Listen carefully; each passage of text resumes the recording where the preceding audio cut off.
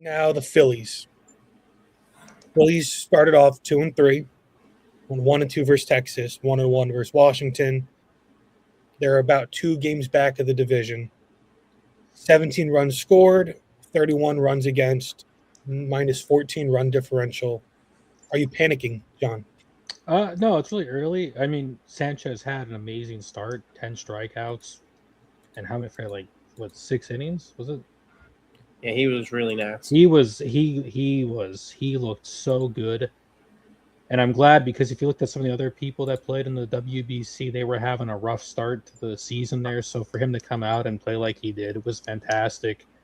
And the bats looked really good that first game too, and then everything just fell apart the next two. I mean, Nola went back to his kind of his self with I think 7 strikeouts, 2 home runs given up, and then no one hit. And then he went back to then Luzardo's given up runs.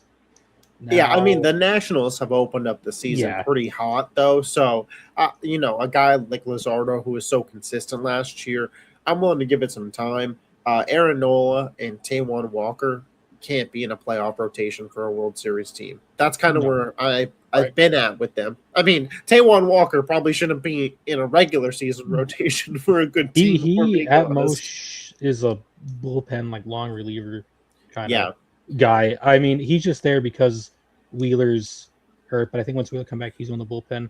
But I do want to talk about 3 years in the making tonight. 3 years in the making, finally. I think it's almost as like since we've been doing this podcast. Painter finally made his MLB debut in a start. Who? Painter. Never heard this guy mentioned. Andrew Painter.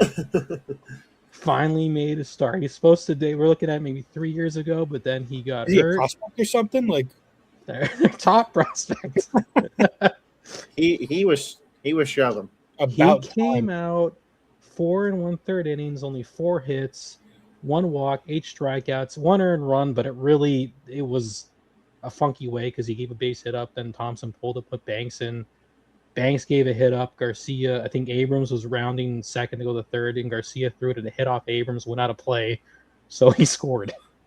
So, and then obviously the run got charged to Painter. So, but really wasn't Painter's. Got to be better, fault. Painter. Yeah, but I mean, he had a great game, got the win.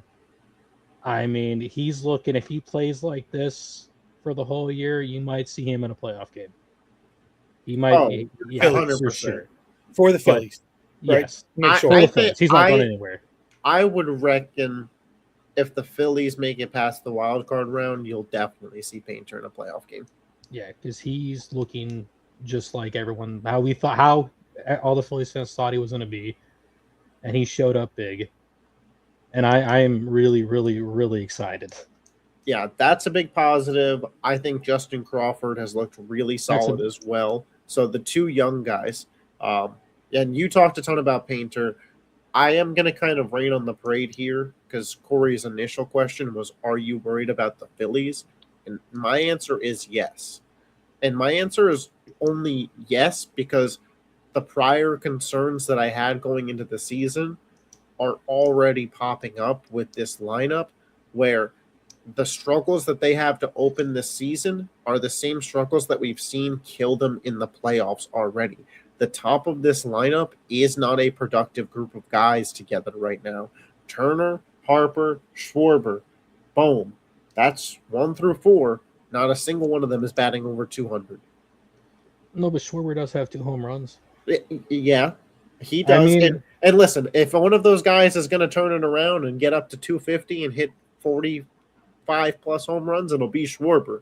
I'm not denying the talent there, but this formula, and I know it too well as a Yankees fan, is not productive come playoff time.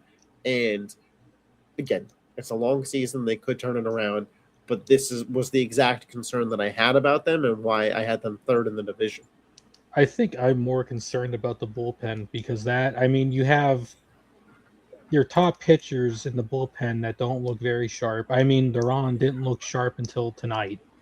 Yeah. And Alvarado's speaking of ABS, by the way, well, who's the guy that bats 8th in the Nationals lineup? Winker?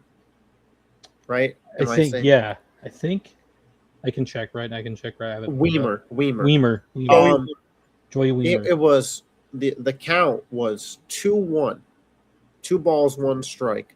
Duran throws a nasty pitch, but it is pretty clearly a ball.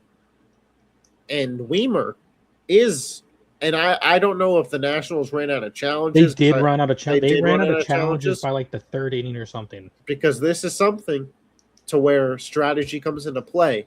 He was pissed that it was called a strike, and I understood it, but maybe don't blow through your challenges by the 3rd inning, buddy. I think it was really early, and they were out of challenges so early. Because that easily would have been a 3-1 count to Weimer, who's been, he's batting .615, so he's been one of the hottest hitters in baseball.